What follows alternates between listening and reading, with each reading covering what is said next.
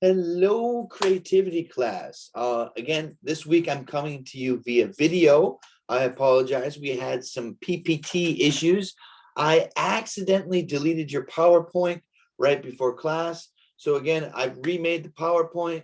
We should be good to go. Looking at your midterm scores, you guys did fantastic. That is great news. I'm very happy with the midterm scores. There's one question we need to address. If you got the question wrong about food, I will fix it. That was a very broad question. What is Chris Teach's favorite food? Some people said jayuk, some said pizza. The truth is, the correct answer was jayuk bokumba, but I did say I like pizza. I did say I like pajon. I talked about a lot of foods in this class. So if you got it wrong, don't worry, I will be fixing it. All right. So this week we are studying Unit 8, and it's all about you. All about you. And you should be on page 110. I'm going to open up the PowerPoint now. Just a moment.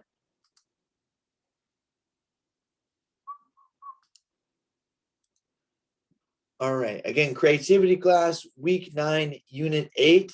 A quick reminder, if you haven't been to the English zone yet, you should be going in the next couple weeks. It's important that you attend the English zone. You don't have to go to my English zone. You can go to any of them, but you do have to go a couple times this semester. So make sure you're going to the English zones. All right. First thing we're going to do today is we're going to cover some weekly expressions. And this week's expressions are bend over backwards and cut to the chase.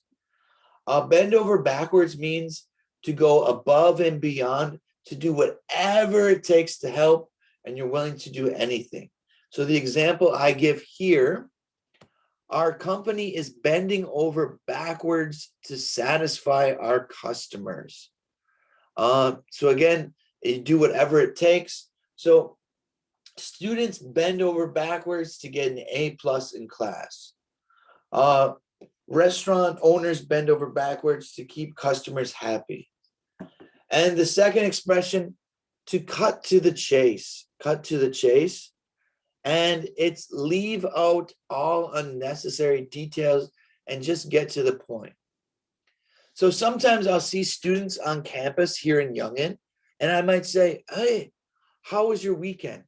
And they tell me, oh, Chris, I watched Netflix, and then I watched YouTube, and then I had ramen, Shin Ramen, and then I had Gunmandu, and then I watched Netflix, and then I watched YouTube. Okay, cut to the chase. What is the main point? Did you have a good weekend? Yes, I had a good weekend. So it's just leave out all extra information. Just leave out unnecessary details. So the example I give, in an elevator pitch, you don't have much time. You have to cut to the chase. So number 8, this is unit 8. It's all about you. Today we're going to talk a little bit about sports. So we should be on lesson A, page 110. Some of our unit goals. We're going to talk about sports you like and sports you do. Invite and offer using do you want. Describe different personalities. And talk about how often you do things. So frequency. How often? I do this. I teach class once a week. I go out to eat twice a month.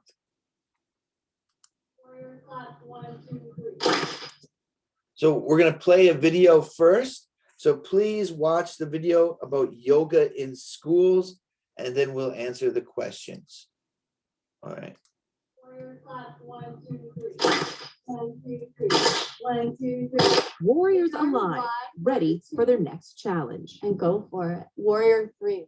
Whether it's reading, math, or simply finding the strength to focus in class. Sometimes it takes a lot of courage to just be a little bit more still and not busy. The lesson is universal. You have the courage to fall. The tool, a bit less orthodox. How many of you think that yoga has made a difference in your life?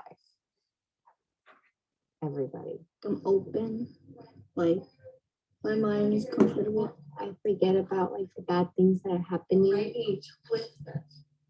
I feel happy and like calm. Before, I'm always just running around and not really paying attention. But after yoga, I feel like I relaxed and could do my work more faster and calm. Let it go. It was a difference Catherine Priori noticed more than a decade And ago that also takes some courage, opening up that heart area. That can be scary. when she first turned to yoga as a stressed out school teacher. Straight arm. I think the real benefit is learning a process for internal listening. Inhale halfway up. If it worked for her, why not the overworked kids in her classroom? Take a deep breath into that. In 2008, Priori founded Headstand, a nonprofit dedicated to bringing yoga Let go of your to worries. schools. Some people might look at this and say, you're doing this wacky hippy dippy yoga stuff. You know, my kid needs to be focused on learning. I do understand the skepticism. Yoga is simply a word to define the connection between your mind, your emotions, and your physical well-being. Page 3 is about the first passage. 98% of our students say that after yoga class, they're more ready to learn. The 400 students at San Lorenzo, California's KIPP Summit Academy need that focus. The charter school is known for its rigorous academics and long school days. Those are just questions that are on their own, so don't get confused there. I definitely have kids who, before they started taking yoga, would have a hard time finishing assignments. And once they started taking yoga, were able to just keep their head in the game longer. It's not an elective. It's a part of the curriculum every day, Right. right? I made it part of the curriculum because I saw the value in it very early on. Hands to your heart. Since bringing Headstand to KIPP, suspensions are down 60%, while state test scores are up. But the benefits stretch far beyond the school day. A lot of times I get mad like at my brother or my sister, and then just go to my room and like do yoga for a while, and then I go back out. I get a clear mind, and like that helps me like reflect on myself. What are some of the things that you think about or that you look inside yourself for? I start thinking if I'm wrong or like the reason why I'm fighting, why am I fighting? If I'm wrong, what should I say? Should I apologize? Straight up. Simple yet poignant lessons with a daily impact. And for Catherine Priori, proof of the lasting power of yoga. My ultimate goal is to give them a process for learning how to build that character and become the person who makes good choices in a moment where maybe those choices are challenging and the answers aren't always clear. Reach your right arm up, triangle. Beautiful. All right, so we've completed the video. Now you've watched the video, now fill in the sentences. I'll go over the answers with you. Number 1, sometimes it takes a lot of courage to be a little bit more still and not busy. Number 1 is busy. Number 2, I forget about the bad things that are happening. Number 3, I feel happy and calm. Number 4, I'm more relaxed. Yoga is simply a word. 98% of our students say that after yoga class, they're ready to learn. All right, let me, just a moment.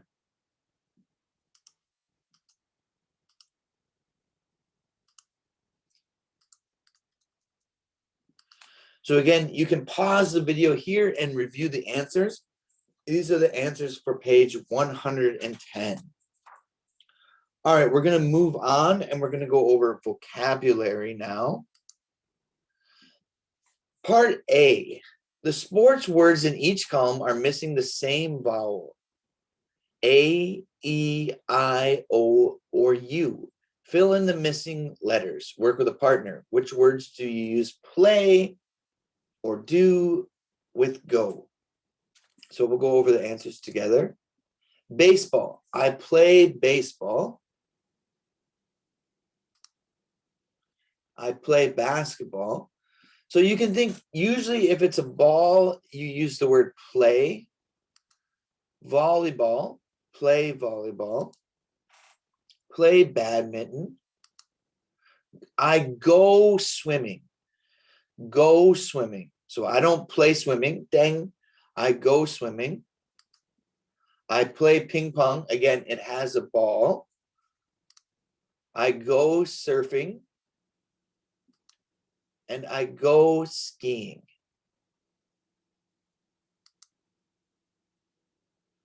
Continued. Number 9, I do yoga. You don't say I go yoga or I play yoga. I do judo. I go bowling. So this is the exception to the rule. Even though it's a ball, we don't say I play bowling. I go bowling. Number 12, I go jogging. 13, play hockey. 14, play tennis. 15, play soccer. 16, do Pilates. All right. So you can always pause the video and go back and review. And of course, I've shared this PowerPoint on Google Drive. So these are discussion questions. You would do them if we were in groups. However, we're not in groups today. What I want to move on to is listening. And we're on page 112. And we're listening to CD2, track 7. Read the paragraph, then listen and complete it. Answer the question below. So I'm going to play the audio. Please fill in the blanks. In the 1950s, Dorian Doc Paskowitz was a successful physician. He was handsome and in good health. To many people, Doc's life seemed perfect, but it wasn't. Doc was unhappy. He didn't like his work. The one thing he loved was surfing. So one day, Doc decided to change his life. He decided to follow his dream. All right, so let's review the answers.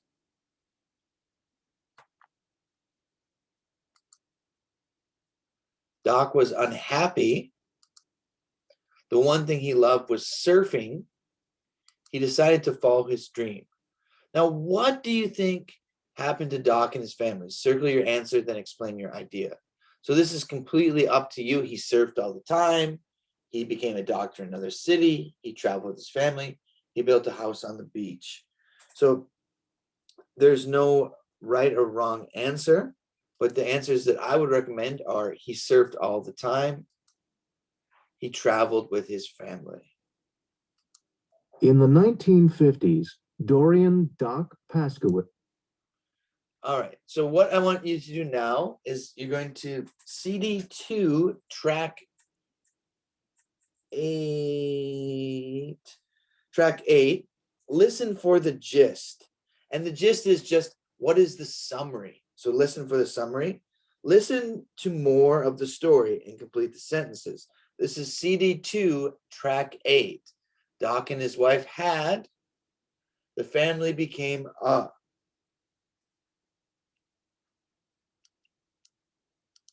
In the 1950s, Dorian Doc Paskowitz was a successful physician. He was handsome and in good health. To many people, Doc's life seemed perfect, but it wasn't. Doc was unhappy. He didn't like his work. The one thing he loved was surfing. So one day, Doc decided to change his life. He decided to follow his dream. Over the years, Doc and his wife had 9 children. As a family, they traveled to different beaches surfing. The family lived in a small camper. They went all over the world, to Florida and Mexico, to California and Venezuela. The Paskowitz family became a famous surfing family. They had a small business called Surf Camp. You could go to Surf Camp and learn surfing.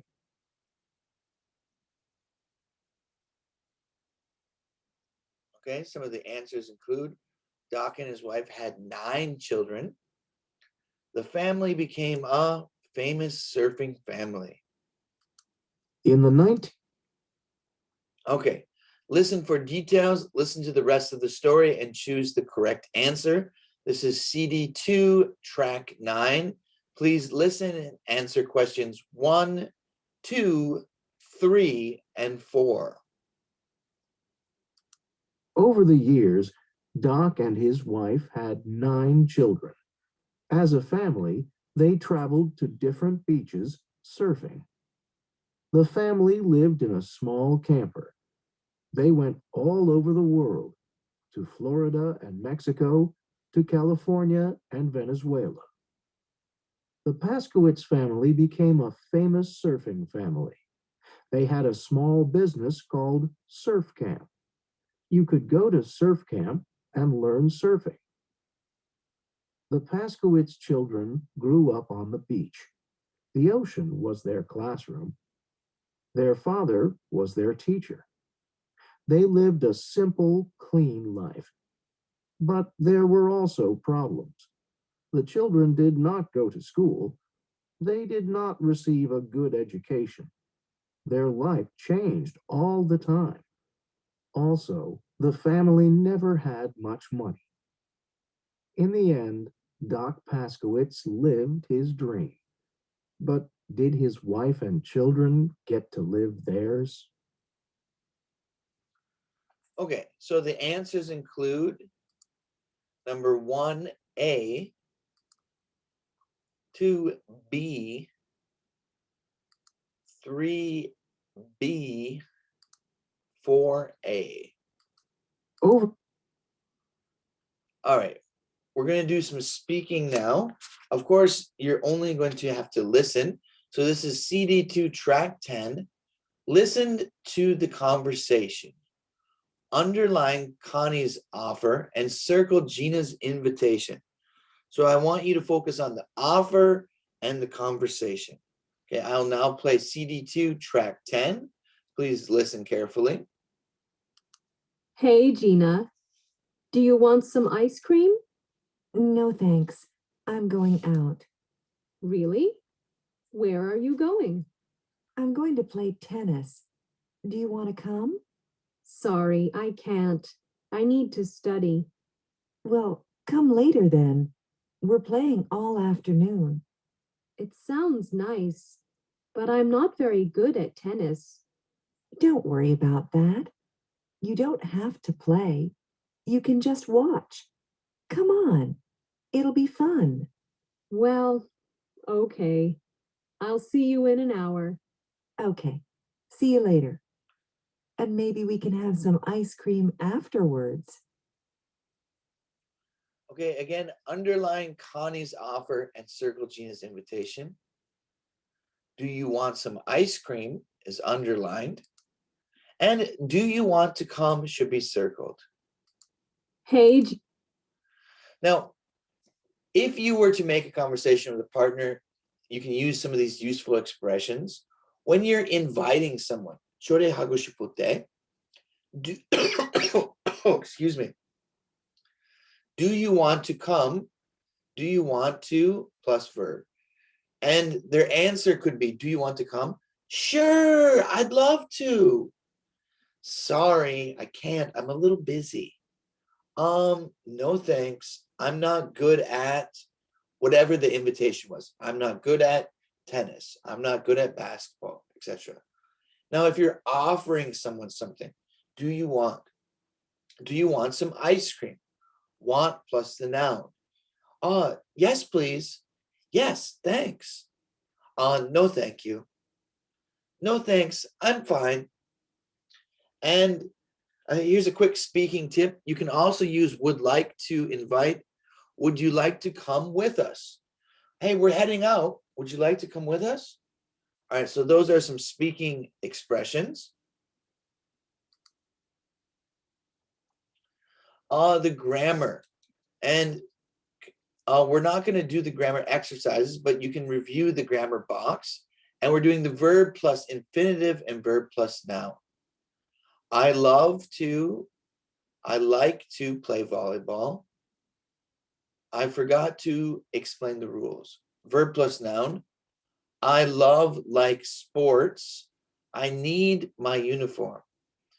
Now, verbs like forget, hate, learn, like, love, need, decide, plan, prepare, and want can be followed by a noun or infinitive.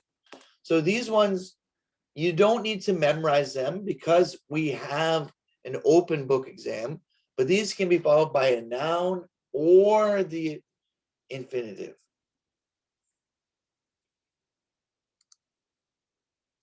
Now we're going to talk a little bit about personality. Penny and Pearl are both friendly. And we are on page 116. They're also bright meaning intelligent. However, their friends say they're very different. Penny and Pearl are cousins.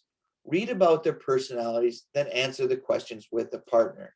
Of course, you'll be working on your own. Penny is very organized. She knows where everything is in her apartment. Penny is really ambitious, or she strives to do many things. She has a lot of goals. Someday she wants to have her own company. Penny's very careful with her money. In fact, she's a little bit selfish. She doesn't like to share too much. Sometimes she doesn't like to share. Okay, Penny is somewhat reserved, not super outgoing, pretty serious. She has 2 or 3 close friends and doesn't go out a lot. All right, now let's look at Pearl. Pearl's apartment is kind of messy, not really clean, a little bit unorganized. There are dirty dishes in the sink and magazines on the floor. Pearl is very laid back or relaxed about life and work. Sometimes Pearl can be a little careless with money. She forgets to pay her bills, but she's very generous. She likes to share everything she has with others. Pearl is talkative. She talks to everyone and is comfortable at parties. So we're going to compare Penny and Pearl. Although they are related, they are very, very different. Penny and Pearl are cousins. Read about the personalities. Okay, the blue are opposites. That's okay. Which words do you think are positive? Which are negative?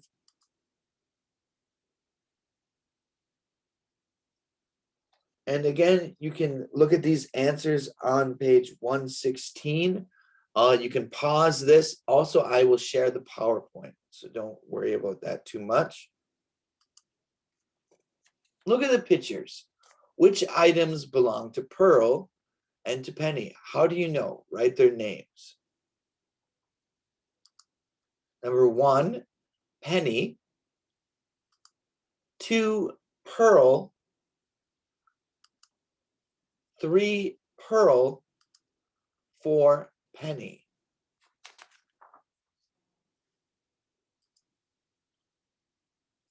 Now, which words in blue do you think describe Penny? Which words describe Pearl?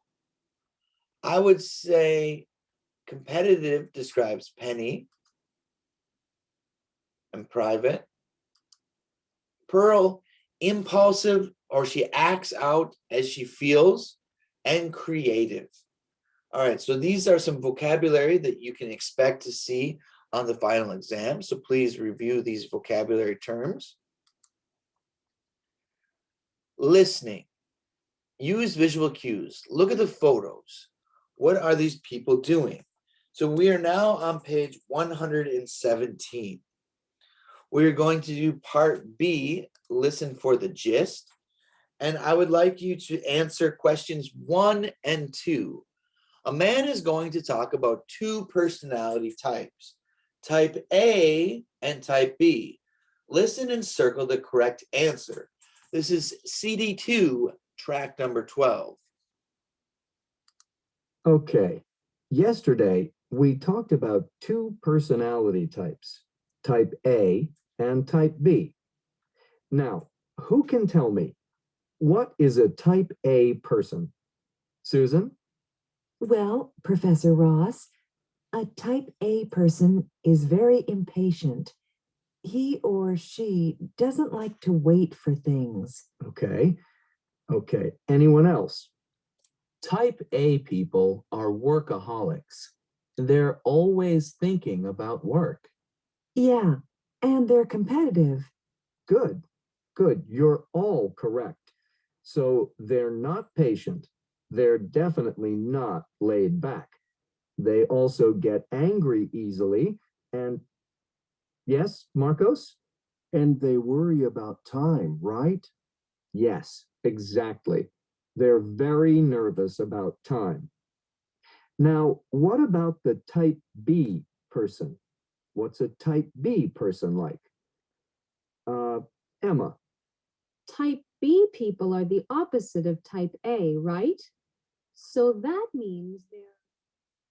All right, let's go over the answers together. Number 1, school. Number 2, photo 1. Okay. All right, we're gonna skip the audio for this time. You can listen again to CD2 track 12. Please listen and answer the questions. Angry, competitive, nervous, workaholic. Okay. All right. Next, I would like you to do the reading on your own.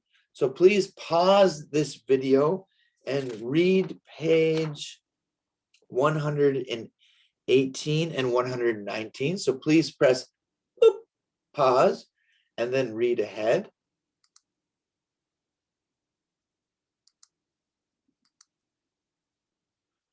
So reading, make predictions, guess the answers about 4 personality types. Sometimes more than one answer is possible. So I'll go over the answers.